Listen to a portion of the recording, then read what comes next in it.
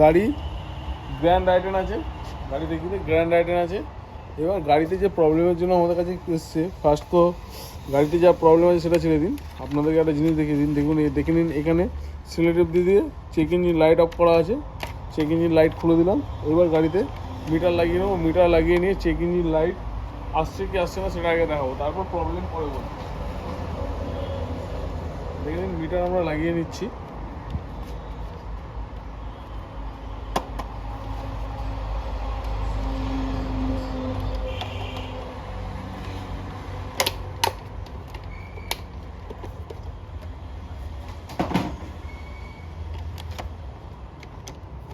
গাড়ি কিন্তু engine start হচ্ছে, ইঞ্জিন অফ নেই।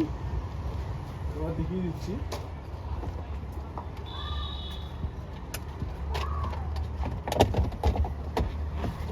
মিটারে দেখা, দেখে নিন, গাড়িতে চেক ইঞ্জিন লাইট আছে, চাবি লাইট আছে, ছবি আসছে। দেখে নিন, গাড়ি স্টার্ট হলো। গাড়িতে চেক লাইট জ্বলে রয়েছে।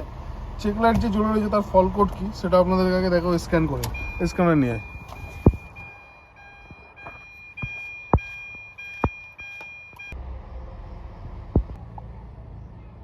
দেখে নিন, এই যে বুস্ট প্রেসারের যে কোডটা আসছে P0047, এই যে সোলোনাইট সুইচের যে কোডটা আসছে, এই কোডটা প্রেজেন্ট দেখাচ্ছে। তো তার মানে কি সেন্সারটা খোলা আছে, পার্মানেন্ট দেখাচ্ছে, পার্মানেন্ট দেখাচ্ছে। তার মানে কি সেন্সারটা খোলা আছে, কিংবা তার কেটে গেছে, কিংবা সেন্সারটা খারাপ হয়ে গেছে, এরকম একটা কিছু কারণের জন্য দেখাচ্ছে। এইবার আপনাদেরকে গাড়িতে দেখিয়ে দিচ্ছি। এই সেন্সারটা কিন্তু এক্সেন ডিজেলে এই জায়গাতে থাকে, আর গ্র্যান্ড আইটেনে এই সেন্সারটা থাকে না। এই সেন্সারটা এক্সেন ডিজেলে থাকে। যেই কারণে এইবার আপনাদেরকে পার্থক্য বুঝিয়ে দিচ্ছি। এই যে ইসিএমটা, এই গাড়িটা ইঞ্জিনের কিছু কাজ হয়েছিল, যেই কারণে গাড়ি স্টার্ট হচ্ছিল না, যেই কারণে ইসিএম চেঞ্জ করেছিল। ইসিএম চেঞ্জ করে যখন গাড়ি স্টার্ট হয়নি, তখন ইঞ্জেক্টর হয়তো লক হয়েছিল, ইঞ্জেক্টরের লক ছাড়িয়ে গাড়ি স্টার্ট করে ফেলেছিল। তারপরে ইসিএম চেঞ্জ করে তখন থেকে গাড়িতে চেক লাইট জ্বলছে। চেক লাইট জ্বলে যাওয়ার পরে মেন কারণ হচ্ছে, আমাদের কাছে যখন গাড়ি এলো তখন আমরা বললাম চেক লাইট জ্বলে যাওয়ার কারণ হচ্ছে গাড়ির ইসিএম ফল্ট আছে, নাহলে ইসিএম চেঞ্জ হয়েছে। কারণ গাড়ির এই ইসিএমটার ভিন নাম্বারের সঙ্গে গাড়ির ভিন নাম্বার ম্যাচ হচ্ছিল না। আমরা যখন চেক করেছিলাম, এই ইসিএমটার যে ভিন নাম্বার আছে, এই ইসিএমটার সঙ্গে গাড়ির ভিন নাম্বার ম্যাচ হচ্ছিল না। পরে কাস্টমারের সঙ্গে কথা বলে জানা গেল, হ্যাঁ, গাড়ির ইসিএম চেঞ্জ হয়েছিল, সেই ইসিএম কাস্টমারের কাছে রয়েছে, সেই ইসিএম কাস্টমার আমাদের কাছে পাঠিয়েছে। এবার এই ইসিএমটা আমরা কোডিং করব। এই ইসিএমটা কোডিং করে গাড়িতে প্রবলেম সলভ হচ্ছে না কি হচ্ছে না সেটা আপনাদেরকে দেখাবো। ইসিএমটা কোডিং করতে গেলে কীভাবে কী করছি সেটা আপনাদেরকে দেখাবো। আর গাড়িতে চেক লাইট যাচ্ছে কি যাচ্ছে না সেটাও আপনাদেরকে আমরা দেখাবো। দেখে নিন, আমরা গাড়িতে ইগনিশন সুইচ অন করেছি, অফ করলাম, অন করলাম, দেখুন চাবির লাইট নেই। অফ করে পুরো চাবি বার করে নিলাম, চাবি আবার লাগিয়ে নিলাম, দেখুন চাবির লাইট নেই। দেখছেন, গাড়ি স্টার্টও হচ্ছে না। তো চাবি সুইচ অন করলাম, আমরা আবার গাড়িতে স্ক্যানার লাগিয়ে নিয়েছি। স্ক্যানার লাগিয়ে আমরা ফল কোড চেক করবো কি আসছে। দেখে নিন, এই যে অটোমেটিক স্ক্যান করেছি, দেখুন এই যে ভিন নাম্বারটা রিড করছে, এই ভিন নাম্বারটাই কিন্তু গাড়িতে আছে। সেটা আপনাদেরকে আমরা একবার দেখিয়ে দিই। সেম ভিন নাম্বার গাড়িতে আছে। এখানে যা যা আছে আমরা স্ক্যানার নিয়ে আপনাদেরকে সামনাসামনি দেখিয়ে দিচ্ছি। দেখুন, সেম ভিন নাম্বার। ওকে, দেখে নিন, আমরা ইমোবিলাইজারে ঢুকে যাচ্ছি। ইমোবিলাইজারে গিয়ে আগে কি স্ট্যাটাস চেক করব। আগে ফার্স্ট করব কি status, read data system all, okay. দেখুন এখানে লেখা আছে, কারণ আমরা কোড রিড করছিলাম, কোড রিড হচ্ছিল না, যেই কারণে আমরা ডাইরেক্ট এখানে চলে গেলাম কি স্ট্যাটাস চেক করার জন্য। এবার দেখুন ইসিএম স্ট্যাটাস হচ্ছে লক, ইসিএম লক দেখাচ্ছে। তো এই লকটা খুলতে গেলে নয় ইসিএমে ফাইল পুরো ডেটা ক্র্যাপ করে দিতে হবে, ক্র্যাপ করে নতুন করে ডেটা এর মধ্যে ভরতে হবে, নাহলে এইটার খোলার সিস্টেম আপনাদেরকে আমরা দেখিয়ে দিচ্ছি। যদি ইসিএম এইটা একমাত্র লক হয় ভুল পাসওয়ার্ড দেওয়ার জন্য। ভুল পাসওয়ার্ড 3 বার দিয়ে দিলেই এই সিস্টেমটা লক হয়ে যাবে। তো সেইটা নিশ্চয়ই ভুল স্ট্যাটাস দেওয়া হয়েছিল বলেই লক হয়ে গেছে। তো আমরা এই লকটাকে খুলবো, কীভাবে খুলছি সেটাই আপনাদেরকে আমরা দেখাবো। ফার্স্ট এখান থেকে আমরা বেরিয়ে যাচ্ছি।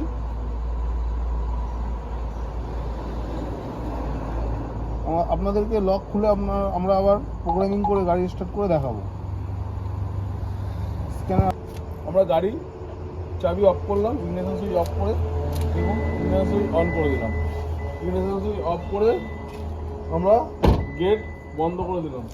এখানে যে সাউন্ড সিস্টেমটা চালু করা আছে, সাউন্ড সিস্টেমটাকে আমরা অফ করে দেবো। দিয়ে এইবার গাড়ি এই পজিশানে প্রায় 1 ঘন্টা আমরা রেখে দেবো। 1 ঘন্টার বেশিও রাখতে পারেন, কিন্তু 1 ঘন্টা রাখতে হবে। রাখলে এই প্রবলেম সলভ হয়ে যাবে। দেখবেন ইসিএমটা যে লক মুড আছে সেই লক মুডটা নর্মাল মুডে চলে আসছে, সেটা আপনাদেরকে দেখিয়ে দেবো। এখন গাড়িতে এখনও চাবির লাইট আসেনি, আর এখানে আগে ইসিএম লক দেখাচ্ছিল, এখন লার্নিং হয়ে গেছে। আগে লক দেখাচ্ছিল, এখন লার্নিং হয়ে গেছে। তো এবার ইসিএম আমরা নিউট্রাল করব, তার আগে পাসওয়ার্ড বার করব। পাসওয়ার্ড বার করে আমরা দেখুন আমরা চাবি প্রোগ্রামিং করে নেবো। চাবি কীভাবে প্রোগ্রামিং করছি সেটা আপনাদেরকে দেখিয়ে দেবো। দেখিয়ে দিয়ে আর কীভাবে আমরা পাসওয়ার্ড রিড করে নিয়েছি। আগে পাসওয়ার্ড রিড করে নতুন করে পাসওয়ার্ড যে সিএমটা আমরা লাগাচ্ছি সেই সিএমটা নিউট্রাল করেও নিয়েছি। নিউট্রাল করে নিয়ে আমরা চাবিটা কীভাবে প্রোগ্রামিং করছি সেটাই আপনাদেরকে দেখিয়ে দেবো। দেখিয়ে দিয়ে গাড়ি ইঞ্জিন স্টার্ট করেও দেখিয়ে দেবো, আর গাড়িতে চেক লাইট আসছে নাকি সেটাও দেখিয়ে দেবো। ইসিএম লক হয়ে গেলে ইসিএম লক নিউট্রাল করার আনলক করার সিস্টেম আপনাদেরকে দেখিয়ে দিয়েছি। কারণ ইসিএম যখনই লক হয়ে যাবে, হোন্ডাতে চাবি প্রোগ্রামিং করতে যাচ্ছেন, আপনি পাসওয়ার্ড আপনার কাছে রিড করা নেই, আপনি ভুল পাসওয়ার্ড দিয়ে দিলে ইসিএম লক হয়ে যাবে। আপনাকে পাসওয়ার্ড রিড নিতে গেলে কোম্পানি থেকে পাসওয়ার্ড নিতে হবে। যদি কোম্পানি থেকে না নিতে পারেন, যদি আপনার কাছে পাসওয়ার্ড রিড করার কোনো মেশিন থাকে, সেখান থেকে পাসওয়ার্ড রিড করতে 76850।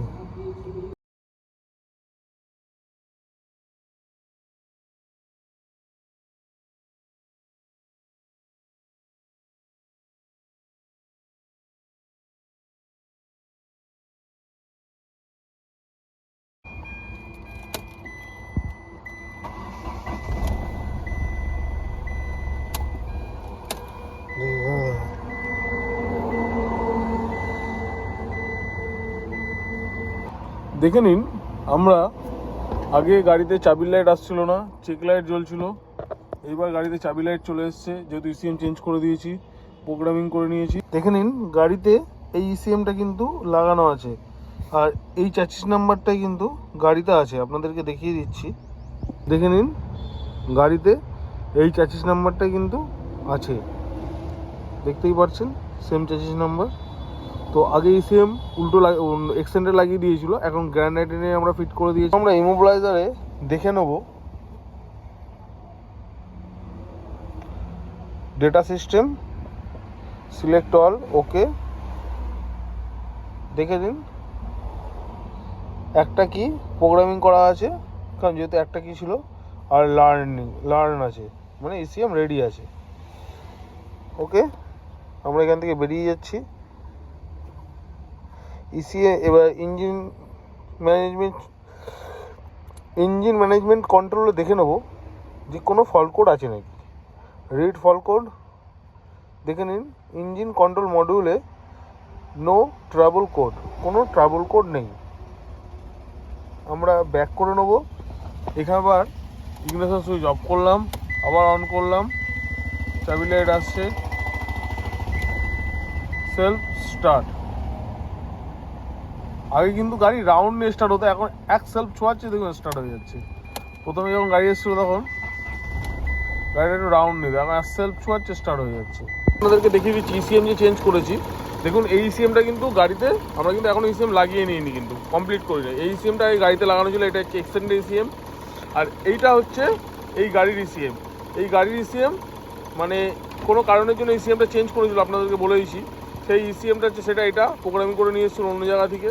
তারপরে আমরা যখন চেক লাইট নিভছিল না, সেই কারণে আমরা এই ইসিএম বলি ইসিএমের কোনো ফল্ট আছে, কাস্টমার আমাদেরকে বলে ইসিএম চেঞ্জ হয়েছিল। ওটা এক্সেন্টে না গ্র্যান্ড আইটেনে সেটা আমি ঠিক জানি না। তো তখন কাস্টমারকে বলি যে গাড়ির যে ইসিএম ছিল সেটা দিন, তাতে কোনো প্রবলেম ছিল? বললো না। তখন আমরা এই ইসিএমটা নিয়ে এসে লাগিয়ে প্রোগ্রামিং করে এখন দেখছি, দেখুন ইসিএম লাগিয়েছি, প্রোগ্রামিং করেছি। প্রোগ্রামিং কী করে, ইসিএমটা লক হয়ে গিয়েছিলো সেই লকও খুলেছি, ইসিএম লক খুলে প্রোগ্রামিং করেছি। প্রোগ্রামিং করে দেখুন চেক লাইট দেখুন চলে গেছে। এবার দেখিয়ে দিচ্ছি মিটারে।